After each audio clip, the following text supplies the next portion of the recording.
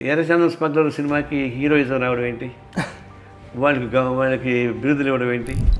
నేను 3 మాటలు పోయాను దేశద్రోహం కేసు కింద సెంట్రల్ జైలుకి. ఓకే, మీ సుదీర్ఘ రాజకీయ చరిత్రలో అంటే దాదాపు 50 ఏళ్ళ మీ రాజకీయ చరిత్రలో మీ ఎదుర్కొన్న అత్యంత టఫ్ కండిషన్ చెప్పగలుగుతారండి? ఉద్యమాల రీత్యా ఎదుర్కొన్నాం, కానీ ఈ కమ్యూనల్ రీత్యా కొత్తగా ఎదుర్కొంటాం ఇప్పుడు.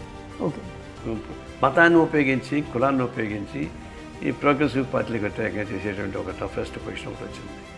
అది ఒకటి రాజకీయ పరంగా వస్తున్న ఒత్తిడి వేరు. అసలు ఉద్యమాలు అయితే మాకు అనేక ఇబ్బందులు ఉన్నాయి. అనేక మాటలు మేము తగలకపోయినాము, బాంబులు వేసుకున్నాము, అది సహజం చేస్తూ ఉంది. అట్లాంటివి కూడా మేము ఎదుర్కొని పోలీసు ప్రెషరే కాకుండా యాంటీ సోషల్ ప్రెషర్స్ కూడా ఎదుర్కొన్నాం. గుంటూరు స్టూడెంట్ ఉన్నప్పుడు కూడా నన్ను తరగా బాగా కొట్టారంతా కలిసి. అంటే మేమేదో చేసాం, వాళ్ళు చేసి అది వేరే. అట్లా నిరంతరం ఉద్యమాలలో చురుగ్గా ఉన్న వాళ్ళకి ఇటువంటి తప్పదు చేస్తున్నారు. ఇప్పుడు రాను మాకు ఆందోళన ఏంటంటే అంత మిలిటెంట్ ఫైట్ చేసేటువంటి క్యాడర్ రావడం లేదు.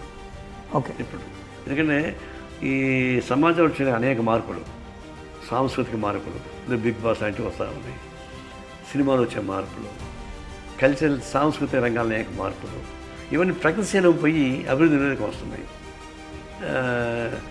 లేకపోతే ఎర్రచందనం స్మగ్లర్ సినిమాకి హీరోయిజం రావడం ఏంటి? వాళ్ళకి బిరుదులు ఇవ్వడం ఏంటి? ఆ సినిమాకి రాయితీలు వేయడం ఏంటి? గవర్నమెంట్ పనికి వాళ్ళ గవర్నమెంట్